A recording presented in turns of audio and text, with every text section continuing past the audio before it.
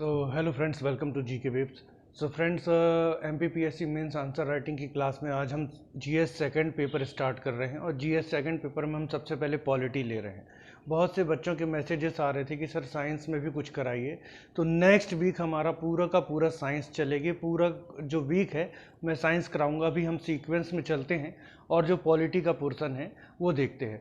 तो पॉलिटी में फ्रेंड्स सबसे पहले प्रारंभिकी मतलब संविधान की प्रकृति, संविधान का अर्थ, संविधान का महत्व, संविधान का जो आपका दर्शन है मतलब उद्देश्य का प्रस्ताव, संविधान के स्रोत, ठीक है ना। और ये सब जो है इस पूरे टॉपिक से जो बहुत सारे क्वेश्चंस बनते हैं तो वो मैं आपको कराने की कोशिश कर रहा हूँ। तो स्टार्ट करते हैं हम पॉलिटी की क्लास फर्स्ट। तो फ्रेंड्स सबसे पहले देख लेते हैं 3 मार्कर्स जो आए हुए हैं। तो 3 मार्कर्स में हम पहला ले रहे हैं, यहाँ पर फोकस करना बेटा, अर्धसंघीय संविधान।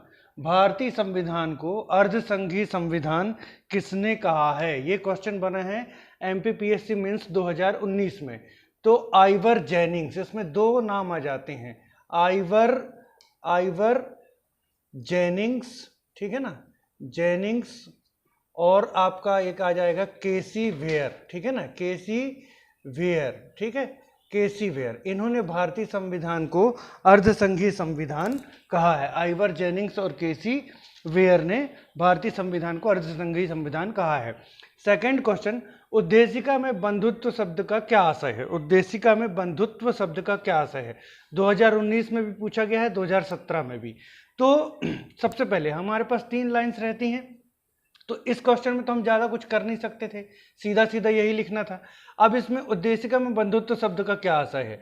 तो उद्देशिका में वर्णित बंधुत्व शब्द का आशय आत्मीय भाईचारे से है। आत्मीय भाईचारा, ठीक है ना, आत्मीय भाईचारे से है, भाईचारे से है। फिर दो लाइन आपके पास बची। उद्देशिका में वर्णित बंधुत्व व्यक्ति की गरिमा, ठीक है ना, व्यक्ति की गरिमा और राष्ट्र की एकता और अखंडता बढ़ाने में सहायक होगा, ठीक है ना।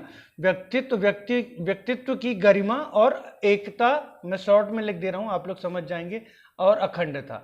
तो उद्देशिका में वर्णित बंधुत्व के द्वारा व्यक्ति की गरिमा और राष्ट्र की एकता व अखंडता सुनिश्चित की जा सकेगी। तो ये हो गया उद्देशिका में वर्णित बंधुत्व शब्द का आशय। उद्देशिका में वर्णित बंधुत्व शब्द से आशय आत्मीय भाईचारे से है। उद्देशिका में वर्णित बंधुत्व व्यक्ति की गरिमा, राष्ट्र की एकता व अखंडता सुनिश्चित करेगा। थर्ड क्वेश्चन है, बृहत्तम संवैधानिक दस्तावेज। भारतीय संविधान विश्व का बृहत्तम संवैधानिक दस्तावेज है, स्पष्ट कीजिए। 3 मार्कर में आया हुआ है 2018 में, एमपीपीएससी मींस 2018 में। तो भारत का संविधान, सबसे पहली लाइन तो यही हो जाएगी, भारत का संविधान विश्व का सबसे बड़ा लिखित संविधान है, ठीक है ना। निर्माण के समय इसमें 8 अनुसूचियां, ठीक है भाई, 8 अनुसूचियां और आपके 22 जो थे भाग, 22 भाग और 395 अनुच्छेद थे। 8 अनुसूची, 22 भाग, 395 अनुच्छेद थे।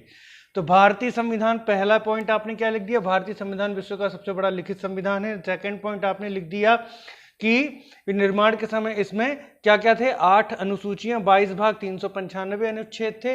और थर्ड पॉइंट जो आपने लिख दिया कि वर्तमान में इसमें कितनी अनुसूचियां हैं, 12 अनुसूचियां, 25 भाग और 444 से ज्यादा अनुच्छेद हैं। ये 3 चीज हो गई। तो आपका भारतीय संविधान विश्व का सबसे बड़ा संविधान है, ये वर्णित हो गया। अब यहां देखेंगे संविधान के स्रोत से रिलेटेड क्वेश्चंस बने हुए हैं।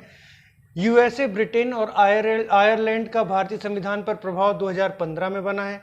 फिर कनाडा और आयरलैंड के संविधान का भारतीय संविधान पर प्रभाव 2018 में बना है। यूएसए के संविधान का भारतीय संविधान पर प्रभाव 2016 में बना है। तो हम इसको एक एक करके देख लेते हैं, सारे के सारे, ठीक है ना। यूएसए, आपको सारी बुक्स में ये इजीली अवेलेबल हो जाएगा। यूएसए सबसे पहले तो आपका आ जाता है मूल अधिकार लिया गया है। फिर क्या लिया गया है, न्यायिक पुनर्विलोकन लिया गया है, ठीक है ना। न्यायिक पुनर्विलोकन से ही आपका, न्यायिक शब्द से ही आपको आशय रहेगा कि न्यायिक स्वतंत्रता ली गई है, न्यायिक स्वतंत्रता, ओके, स्वतंत्रता। फिर उसके बाद आपका क्या जाएगा, राष्ट्रपति का पद कहाँ से लिया गया है, राष्ट्रपति का पद, राष्ट्रपति का पद जो है यूएसए से लिया गया। आपको सारी बुक्स में मिल जाएगा, इतना सफिशियंट है ना। इसके आगे और भी लिखना हो तो हम और भी वर्णित कर सकते हैं। फिर इसके बाद आ जाता है कि ब्रिटेन, तो ब्रिटेन के संविधान से क्या लिया गया है, तो ब्रिटेन के संविधान से आपका जो मुख्य चीजें ली गई हैं, एक है आपका संसदीय शासन प्रणाली, संसदीय शासन प्रणाली, और दूसरी जो आपकी मुख्य चीज आ जाती है वो है विधि का शासन, विधि का शासन। ओके, संसदीय शासन प्रणाली और विधि का शासन। आयरलैंड के संविधान से सबसे मेन चीज जो सभी को पता है, आयरलैंड के संविधान से क्या लिया गया है, नीति निर्देशक तत्व, नीति निर्देशक तत्व है ना, नीति निर्देशक तत्व लिए गए हैं। और क्या क्या लिया गया है, तो आयरलैंड के संविधान से जो आपका राज्यसभा में मनोनयन होता है, ठीक है ना, सदस्यों का, राज्यसभा में सदस्यों का मनोनयन, वो भी आयरलैंड के संविधान से लिया गया है। कनाडा के संविधान से, तो कनाडा के संविधान से आपकी संघीय व्यवस्था ली गई है, ठीक, संघीय व्यवस्था, शक्तियों का विभाजन, शक्तियों का विभाजन लिया गया है, शक्तियों का विभाजन, और राज्यपाल की नियुक्ति, राज्यपाल की नियुक्ति, ये लिए गए हैं, ठीक है ना, कनाडा के संविधान से। तो इतने में आपकी 3 लाइनें जो हैं वो काफ़ी तरीके से भर जाएंगी, है ना। पूरा बताएंगे तो फिर वो बहुत ज़्यादा 3 मार्कर्स से बहुत आगे चला जाएगा। तो ये आपका हो गया 3 मार्कर्स जो आज हमने लिए। फिर इसके बाद हम आते हैं कुछ क्वेश्चंस जो जस्ट सुनने के लिए हैं। आज हमारा मेन जो 11 मार्कर में एक क्वेश्चन आया हुआ है, सहकारी संघवाद समस्याएं व संभावनाएं, ये पूछा गया है 2017 में। सहकारी संघवाद, सहकारी संघवाद समस्याएं व संभावनाएं, संभावनाएं, ओके, ये आपसे पूछा गया है 2017 में, 2017 में। और इसी को परिवर्तित करते हुए फिर आपसे 2016 में पूछा गया था पहले, सहयोगी संघवाद की प्रकृति की कार्यप्रणाली और प्रवृत्ति। तो सहयोगी संघवाद यही है, इसमें क्या पूछ लिया गया है, प्रकृति, ओके, और कार्यप्रणाली, कार्यप्रणाली और प्रवृत्ति, प्रवृत्ति, ठीक। तो ये है सहकारी संघवाद। 15 मार्कर्स उस समय हुआ करता था, तो उसमें पूछा गया, इसको हमको डील करना है। लेकिन उसके पहले मैं आपको थोड़ा सा बता देता हूं कि संविधान सभा के सामने प्रमुख मुद्दे क्या थे। 5 मार्कर में क्वेश्चन बना हुआ। तो उस समय देश आज़ाद हुआ था, तो सबसे पहली बात तो यह है कि विभिन्न जाति, समुदाय और पंथों को एक साथ लाने की समस्या, विभिन्न धर्मों के सामंजस्य की समस्या, देश जो आज़ाद हुआ है उसकी नए स्वतंत्र हुए देश को सही दिशा में ले जाने के लिए संविधान बनाने की चुनौती। फिर आपका आ जाएगा विभिन्न रियासतों संबंधी समस्याएं, जो बहुत सारी रियासतें थी भारतीय संघ में शामिल नहीं होना चाह रही थी, तो विभिन्न रियासतों संबंधी समस्या, नागरिक जो बहुत अरसे से कुंठित जीवन जी रहे थे, दासता में थे, तो उनको क्या करना था, उनके लिए नैसर्गिक अधिकारों अर्थात मौलिक अधिकारों को, उपयुक्त मौलिक अधिकारों को बनाने की चुनौती, एक ऐसा संविधान बनाने की चुनौती जो स्वतंत्र हुए भारत की समस्त चुनौतियों को, विभिन्न पंथों को, धर्मों को स्वीकार्य हो और उनकी सभी की आकांक्षाओं को समाहित कर सके। तो ये चुनौतियां ये आप लिख लेंगे, आप इसमें कुछ ज़्यादा है नहीं। संघी, दूसरा जो है संघी सर्वोच्चता भारत में शासकीय व्यवस्था का मौलिक तत्व है, स्पष्ट कीजिए। मैं इसमें थोड़ा सा हिंट दे रहा हूं, लेकिन ये क्वेश्चन आपको दे रहा हूं करने के लिए। तो संघी सर्वोच्चता, हमारे यहाँ संघीय शासन व्यवस्था की स्थापना की गई है। संघीय शासन व्यवस्था में क्या होता है, राज्य और केंद्रों को बराबर महत्व दिया जाता है। इसकी बहुत सारी प्रकृति है, अभी इस क्वेश्चन में हम वहां नहीं जाएंगे। तो राज्य और केंद्र को बराबर महत्व दिया जाता है। तो हमारे यहाँ शक्तियों का विभाजन किया गया है। संघ सूची में विषित वर्णों पर संघ नियम बनाता है, राज्य सूची में वर्णित विषयों पर राज्य नियम बनाता है। प्रशासकीय शक्तियों का विभाजन है, वित्तीय शक्तियों का विभाजन है। तो इस प्रकार से संघीय व्यवस्था स्थापित की गई है, ठीक है ना। लेकिन इस सब के बावजूद बहुत सारे जो तत्व हैं ऐसे बनाए गए हैं जो एकात्मकता की ओर बल देते हैं। मतलब एकात्मक तत्व को क्या करते हैं, बलशाली बनाते हैं। इसका मुख्य कारण ये था कि संविधान निर्माता निर्माण के समय ही जानते थे कि भारत एक विशाल और विविधता भरा देश है और भारत के सामने विभिन्न प्रकार की चुनौतियां आती रहेंगी। ऐसे में एक मजबूत केंद्र का होना आवश्यक है, जो आवश्यकता पड़ने पर समय समय पर अपनी दखल के द्वारा विभिन्न भागों में चल रही विरोधी गतिविधियों को नियंत्रित कर सकेगा, या विभिन्न राज्य जो केंद्र के नियमों का पालन नहीं कर रहे उनको क्या है नियंत्रित कर सकेगा, या फिर ये कोई राज्य जो संवैधानिक शासन प्रणाली के अनुरूप शासन नहीं चला रहा तो उनको नियंत्रित कर सकेगा। तो इसको आप बनाने की कोशिश कीजिए, नहीं बनता तो फिर मैं आपको कराता हूं। आज के हम मेन अपने क्वेश्चन में आते हैं कि सहकारी संघवाद। तो सबसे पहले हम देख लेते हैं कि संघवाद जो संघीय व्यवस्था है ना, संघीय व्यवस्था, इस वर्तमान में इसकी दो अवधारणाएं जो हैं वो बहुत ज़्यादा चर्चित हो रही हैं संघीय व्यवस्था की। एक तो आपकी आ जाती है सहकारी संघवाद, ये काफ़ी प्राचीन जो आपकी अवधारणा है, और दूसरी जो आपकी आ जाती है प्रतिस्पर्धी संघवाद। ठीक है ना, प्रतिस्पर्धी संघवाद। अब सबसे पहले संघवाद को हम समझ लेते हैं। संघवाद क्या है? संघवाद वो व्यवस्था है जिसमें राज्यों को और संघ को बराबर महत्व दिया जाता है। अगर शुद्ध अर्थ में देखें तो संघ में जो संघ का निर्माण होता है वो विभिन्न प्रकार की सरकारों के एक समझौते से होता है कि हम आपस में मिलकर एक संघ का निर्माण कर रहे हैं। अमुक अमुक मुद्दों पर संघीय तौर पर निर्णय लिए जाएंगे, बाकी जो मुद्दे हैं उन पर राज्य जो हैं अपने अपने कार्यों के लिए स्वतंत्र होंगे, तो उसको कहते हैं फेडरेशन। ठीक है ना। फिर संघीय व्यवस्था में और भी बहुत सारी जो चीज़ें होती हैं जो हम संविधान की प्रकृति के समय देखेंगे, जैसे कि दोहरी नागरिकता हो जाती है, दोहरी कार्यपालिका हो जाती है, तो ये सब चीज़ें हैं। तो हमारे यहाँ भी संघवाद बनाया गया है, लेकिन भारत को अनुच्छेद 1 में राज्यों का संघ कहा गया है, पर हमारे यहाँ जो संघीय व्यवस्था है वो फेडरेशन नहीं है, उसको यूनियन कहा गया है। भारत को यूनियन ऑफ स्टेट कहा गया है, ना कि फेडरेशन। ठीक है ना। तो हमारे यहाँ जो संघवाद हम समझ गए, ठीक। उसमें मुख्य रूप से क्या है, कुछ संघीय विशेषताएं भारत में हैं और कुछ नहीं है, उसको हम बाद में डिटेल में देखेंगे, अभी आते हैं इस टॉपिक पर। तो संघीय व्यवस्था हम समझ गए। अब दो तरह की संघवाद हैं, एक आपकी हो गई सहकारी, एक प्रतिस्पर्धी। सहकारी संघवाद जैसा कि नाम से ही स्पष्ट है, ये सहयोगी भावना को व्यक्त करता है। सहकारी संघवाद में संघ और संघ की विभिन्न इकाइयां जिनमें राज्य हैं और कहीं पर अगर अन्य इकाइयां हैं, तो वो आपस में सामंजस्य और सहयोग करते हुए नीतियों का निर्माण और समस्याओं को हल करती हैं।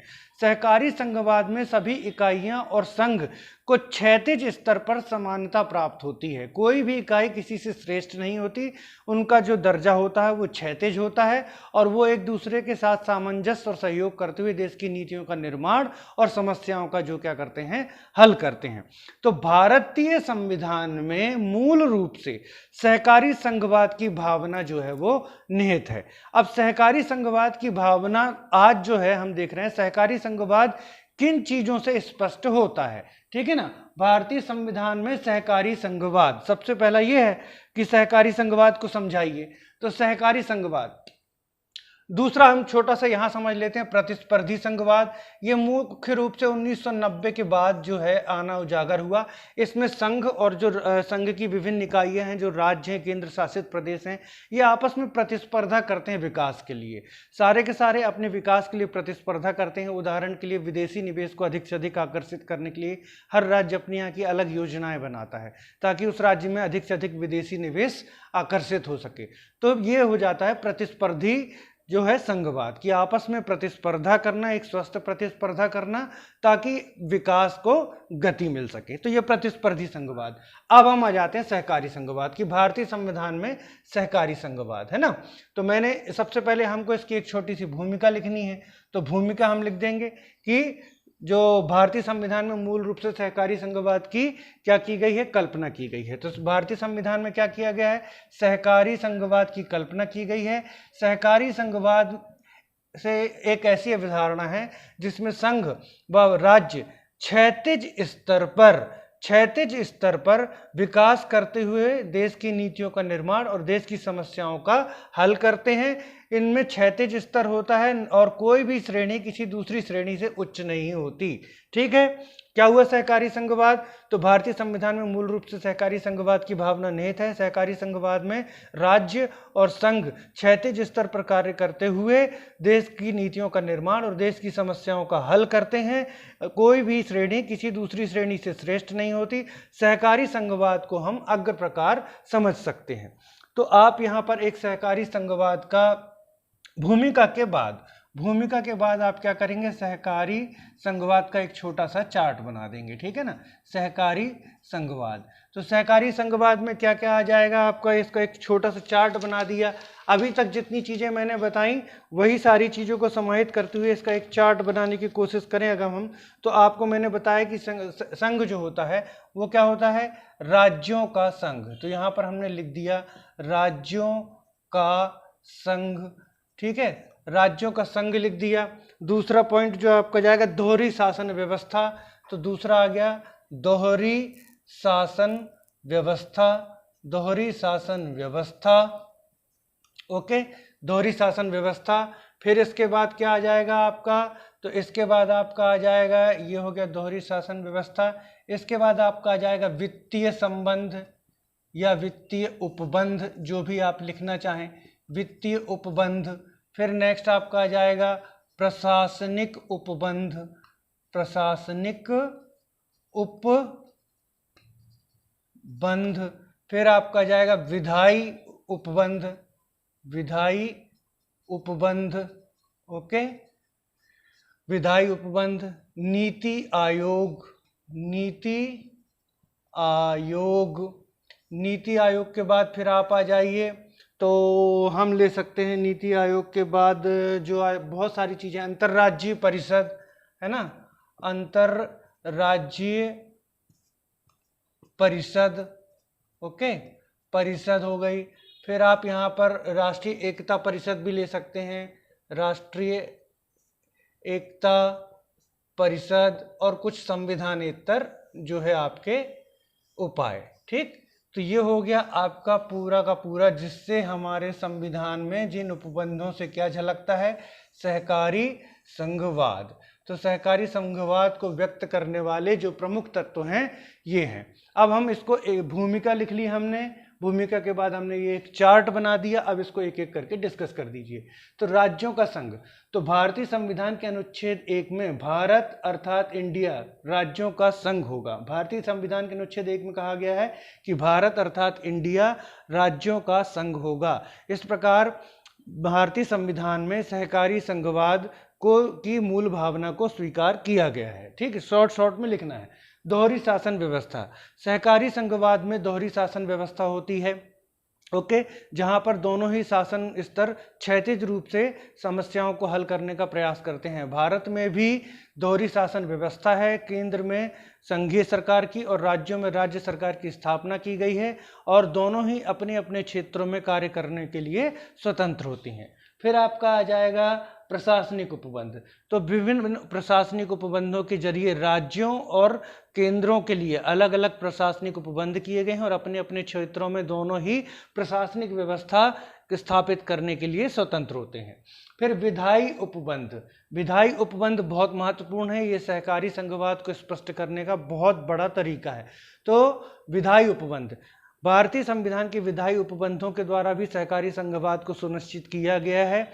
भारतीय संविधान की 7वीं अनुसूची में केंद्र और राज्यों के मध्य शक्तियों का स्पष्ट विभाजन किया गया है, जहां संघ सूची में वर्णित विषयों पर नियम बनाने की शक्ति संघ को प्रदान की गई है, वहीं राज्य सूची में वर्णित विषयों पर नियम बनाने की शक्ति राज्य को प्रदान की गई है, तथा आपातकालीन परिस्थितियों को छोड़कर केंद्र किसी भी दशा में राज्य सूची पर हस्तक्षेप नहीं करता है, ठीक। तो ये विधायी उपबंध हो गए। नीति आयोग, अब आप कहेंगे नीति आयोग किस प्रकार संघवाद को व्यक्त कर रहा है, तो नीति आयोग की संचालन परिषद पर ध्यान दीजिए। नीति आयोग की संचालन परिषद में कैबिनेट मंत्रियों के अतिरिक्त, ठीक है, जो 6 कैबिनेट मंत्री होते हैं उनके अतिरिक्त सभी राज्यों के मुख्यमंत्री और केंद्र शासित प्रदेशों के प्रशासक भी शामिल होते हैं। इस प्रकार नीति और निर्णय सभी की परामर्श के आधार पर किए जाते हैं। इस प्रकार नीति आयोग भी सहकारी संघवाद को प्रस्तुत करता है। उसके बाद हम आ जाते हैं अंतर्राज्यीय परिषद। तो अंतर्राज्यीय परिषद अनुच्छेद 263 के तहत स्थापित है। अनुच्छेद 263 में 1990 में गठित की गई थी। अंतर्राज्यीय परिषद कब गठित की गई थी? 1990 में। तो अनुच्छेद 263 के तहत 1990 में गठित अंतर्राज्यीय परिषद सहकारी संघवाद को व्यक्त करने का एक सशक्त माध्यम है। अंतर्राज्यीय परिषद में सभी राज्यों के मुख्यमंत्री और सभी केंद्र शासित प्रदेशों के प्रशासक शामिल होते हैं और इसमें निर्णय आम सहमति से लिए जाते हैं। आम सहमति से लिए जाते हैं। ओके, फिर आ जाता है आपका राष्ट्रीय एकता परिषद। इसमें भी सेम चीज है कि इसमें राष्ट्रीय एकता परिषद में सभी राज्यों के मुख्यमंत्री और केंद्र शासित प्रदेशों के जो प्रशासक शामिल होते हैं और इनमें एक आम राय के आधार पर निर्णय लिए जाते हैं। उसके बाद आपका आ जाएगा कि संविधानेतर संबंध तो उतना महत्वपूर्ण नहीं है। अगर आपने इतना भी जो है व्यक्त कर दिया है तो ये बहुत ही इंपॉर्टेंट हो जाता है। कौन कौन से पॉइंट हो गए? राज्यों का संघ, दोहरी शासन व्यवस्था, वित्तीय उपबंध, प्रशासनिक उपबंध, विधायी उपबंध, विधायी उपबंध 7वीं अनुसूची, ठीक है। प्रशासनिक उपबंध मेरे ख्याल से 255 से 245 से 255, इसको मैं एक बार कंफर्म करके देख लेता हूं कि 255 से 200 आपका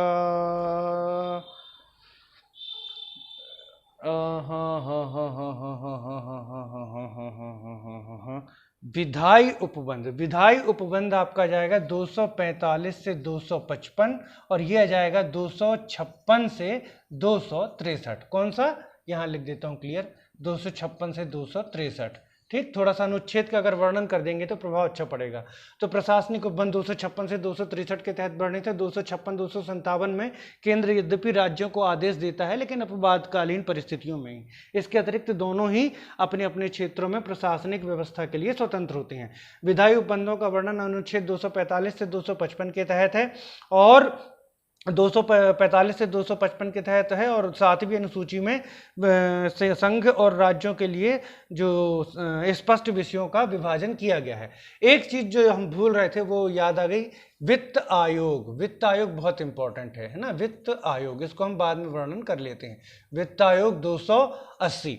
फिर उसके बाद नीति आयोग आ गया। नीति आयोग मैंने आपको बता ही दिया। नीति आयोग में स्पष्ट उल्लेख करना हमको संचालन परिषद का, नीति आयोग की संचालन परिषद। फिर उसके बाद अंतर्राज्यीय परिषद 200 अनुच्छेद 263 में वर्णित है, 1990 में स्थापित हुई है। और आपका राष्ट्रीय एकता परिषद 1952 में स्थापित है ना। वित्त आयोग, वित्त आयोग 280। तो वित्त आयोग जो है सहकारी संघवाद को व्यक्त करने वाला एक सशक्त जो है अभिकरण है या आयोग है। वित्त आयोग का प्रमुख कार्य क्या होता है? राज्यों और केंद्र के मध्य वित्तीय संसाधनों का बंटवारा करना। इस प्रकार राज्य और संघ दोनों के ही हितों का ध्यान रखा जाता है।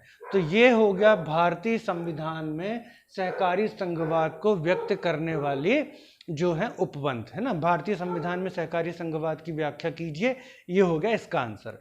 फिर इसके बाद हम आ जाते हैं समस्याएं।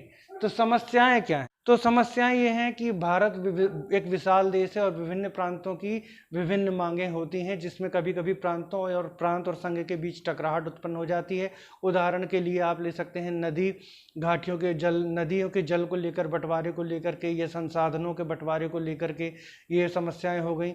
दूसरा हो गई भारत विभिन्न जाति, धर्म और पंथों वाला देश है, जिसके कारण क्या हो जाता है, सहकारी संघवाद में जो हो जाती है कभी कभी समस्याएं उत्पन्न हो जाती हैं।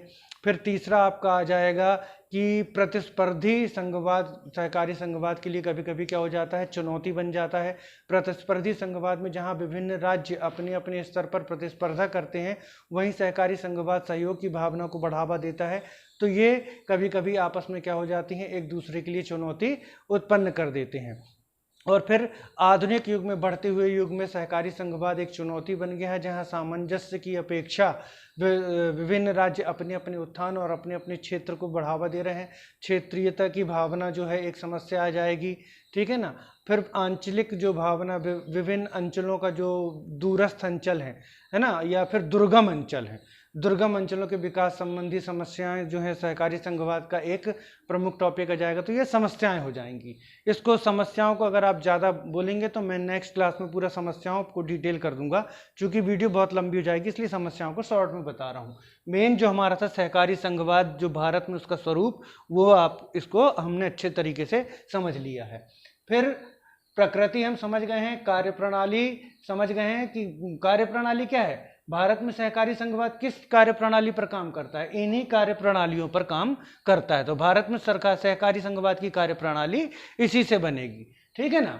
और प्रवृत्ति सब यही जाएगा। तो कार्यप्रणाली प्रवृत्ति इसी चार्ट से बनेगी। इसका रिटन आंसर आपको जो है जो व्हाट्सएप ग्रुप है और टेलीग्राम ग्रुप है जो उसमें मिल जाएगा, उसको आप ज्वाइन कर सकते हैं। वहाँ मैं इसके जो रिटर्न आंसर्स हैं वो डाल देता हूँ। तो अभी नहीं, 2-3 घंटे बाद आपको इसका रिटर्न आंसर व्हाट्सएप ग्रुप और टेलीग्राम ग्रुप में आपको मिल जाएगा। सो फ्रेंड्स, हमारी कोशिश ये है कि हम जल्द से जल्द इसके 2 पार्ट जो मूल अधिकार है वहाँ तक पहुँचें, और मूल अधिकार तक पहुँचने के बाद फिर हमको इकोनॉमिक्स, और इसमें 2 नए पार्ट जुड़ते हैं, ध्यान दीजिएगा, 2 नए पार्ट जुड़ते हैं, पब्लिक एडमिनिस्ट्रेशन और सोशियोलॉजी। तो थोड़ा थोड़ा हमको उसमें भी करना है, इसलिए थोड़ा फास्ट कर रहे हैं। हमारी कोशिश ये है कि जल्दी से जल्दी हम इसको कंप्लीट करके फिर वो पोर्शन जो आपके लिए एकदम नए हैं उसमें पहुँचें। Okay friends, thanks for watching.